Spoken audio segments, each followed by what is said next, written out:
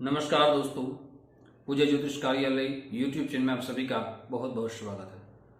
दोस्तों, आज मैं ऐसे 7 महाधन योग के बारे में पूरी चर्चा करने वाला हूं।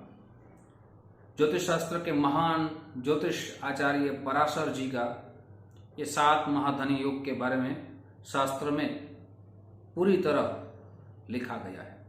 अगर आपकी जन्म कुंडली में ये 7 महाधन योग निर्मित हो रहे हैं तो आप जबरदस्त धनवान हो सकते हैं, आपके पास पैसा आ सकता है।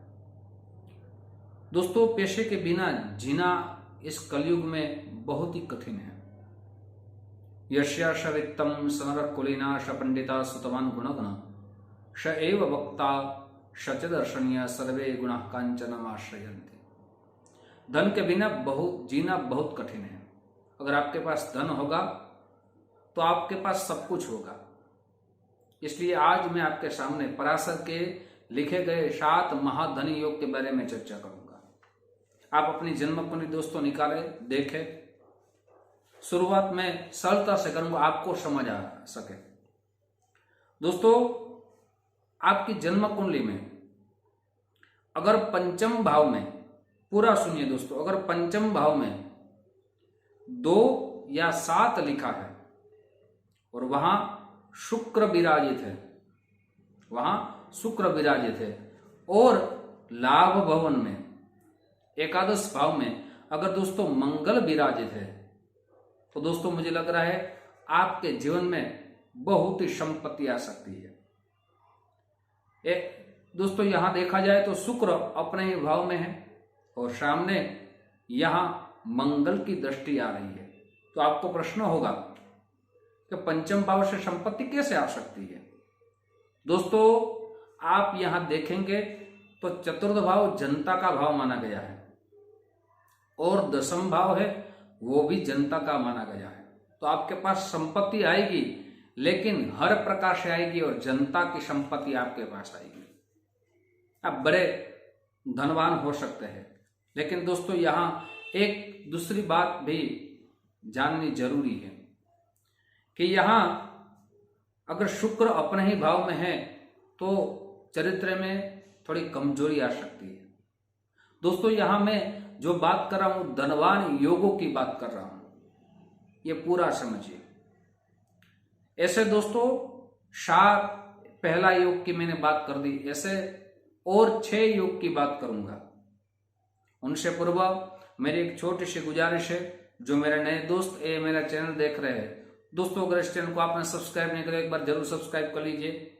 साथ ही वीडियो आपको पसंद आए तो जरूर लाइक का बटन दबाइए। ये वीडियो अपने दोस्तों में ज्यादा से ज्यादा शेयर कीजिए। साथ ही दोस्तों बेल बटन दबाना मत भूलिए, मेरे सारे नए वीडियो की जानकारी सबसे पहले आपको प्राप्त हो। साथ ही दोस्तों, आपकी जीवन की किसी भी प्रकार की समस्या चल रही है और आप सरल उपाय के द्वारा उसका समाधान चाहते हैं तो इसी वीडियो के नीचे सारे वीडियो की लिंक रख दूंगा। अपनी समस्या का अनुसार आप वीडियो जरूर देखें और अपनी समस्या का समाधान जरूर प्राप्त करें। साथ ही दोस्तों, गुजराती भाषा में मैंने एक नया चैनल की शुरुआत कर दी है, वो भी चैनल जरूर देखें। चैनल का नाम है श्री हरिहर ज्योतिष कार्यालय। दोस्तों, अब मैं दूसरे योग की बात करने वाला हूं। महाधनवान आपको बन सकते हैं। तो दोस्तों, आपकी जन्म कुंडली में पंचम भाव में तीसरी राशि है, मिथुन राशि है या कन्या राशि है, और वहां बुध विराजित है, अपनी राशि में बुध विराजित है और एकादश भाव में दोस्तों, ये पूरा योग सुनिए। एकादश भाव में दोस्तों अगर चंद्र, मंगल और गुरु तीनों ग्रह युति कर रहे हैं तो आप बड़े धनवान हो सकते हैं। दोस्तों, यहां मैं एक और बात कह दूं, ये 3 ग्रह एक साथ युति कर रहे हैं तो कितने बहुत ही बड़े बड़े योग, अच्छे उत्तम योग निर्माण हो रहे हैं। सबसे पहला योग हो रहा है गजकेसरी योग, राजयोग, साथ ही त्रिकाल योग, जो बुद्धि से दोस्तों बुध हो, बुद्धि का ग्रह माना गया है।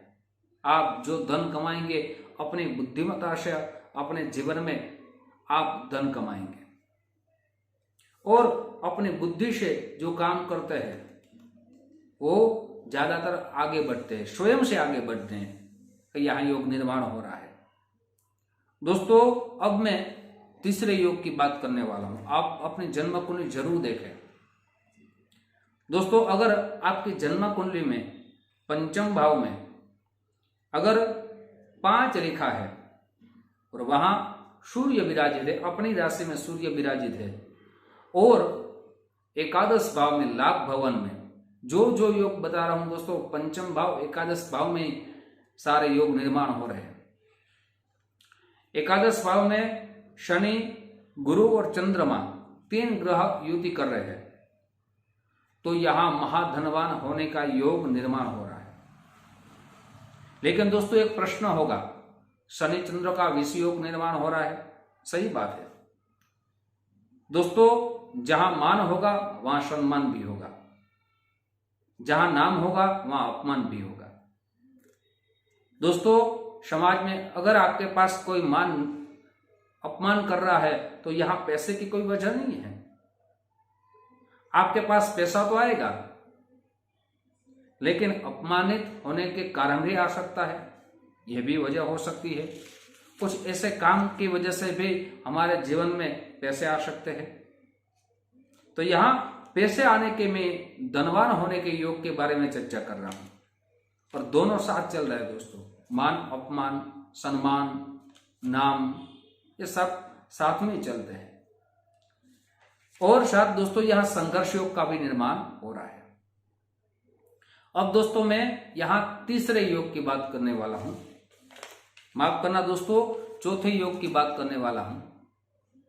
अगर दोस्तों आपके पंचम भाव में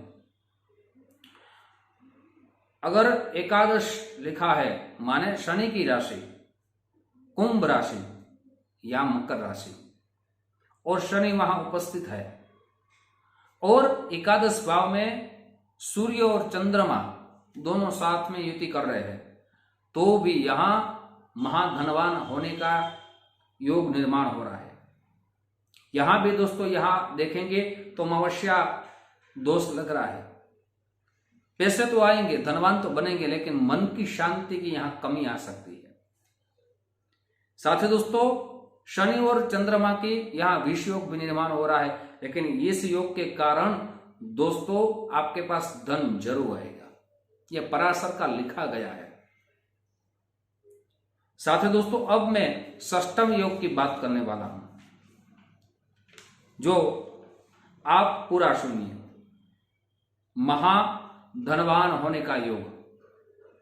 अगर आपकी जन्म कुंडली में पंचम भाव में दोस्तों 9 लिखा है, माने धन राशि लिखी है, या 12 लिखा है, मीन राशि लिखी है, और वहां गुरु विराजित है, और एकादश भाव में बुध विराजित होंगे, तो भी यहां महाधनवान बने का योग निर्माण हो रहा है। दोस्तों यहां कहा जाए ना, गुरु अपनी राशि में पंचम भाव में निर्माण हो रहा है, तो यहां धनवान तो ऐसे ही बन जाएंगे, विद्यावान बन जाएगा, बुद्धिमान बन जाएंगे, लोक चाहना रहेगी, ये सारा यहां आपको प्राप्त हो सकता है, क्योंकि गुरु अपनी राशि में है, पंचम भाव में है। अब दोस्तों और एक महायोग में बात करने वाला हूं।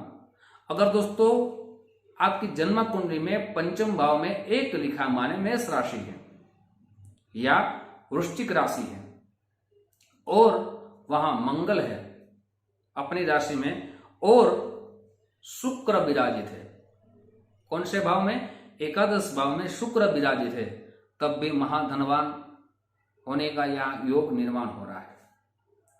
दोस्तों यहां आप देखेंगे तो पलट गए, जहां गुरु पंचम भाव में था, वहां शुक्र दोस्तों एकादश भाव में है, यहां भी ये योग का निर्माण हो रहा है।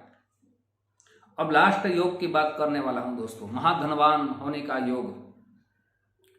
अगर दोस्तों आपकी जन्म कुंडली में पंचम भाव में 4 लिखा है, माने कर्क राशि, और चंद्र अपनी राशि में विराजित है, और एकादश भाव में शनि उपस्थित है, दोस्तों आप कहेंगे कि यहां विष योग का निर्माण होता है, सही बात है।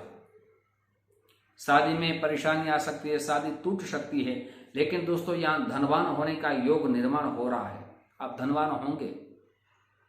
दोस्तों आज मैंने पराशर के 7 धनवान होने के योग की बात की है आपके सामने।